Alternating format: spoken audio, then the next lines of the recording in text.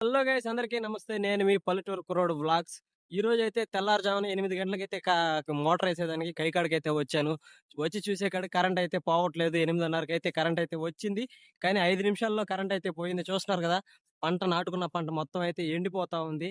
రాత్రి తోలిన గాలికైతే కరెంట్ వైర్‌లయితే ఎక్కడో అక్కడ తెగిపోయాయంట.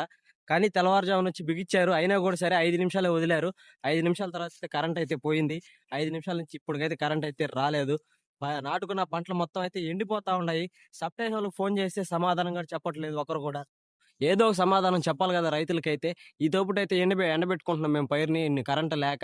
ఈసారి పడినంత ఇబ్బంది మేము ఏ సంవత్సరం అయితే పడలేదు. అంత ఇబ్బందయితే పడతా ఉన్నాము.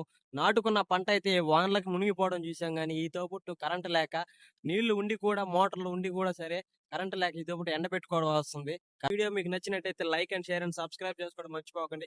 మన ఛానల్‌ని కొత్తగా ఎవరైనా చూస్తున్నట్టయితే ప్లీజ్ సబ్స్క్రైబ్ చేసుకోవడం మర్చిపోకండి గాయ్స్.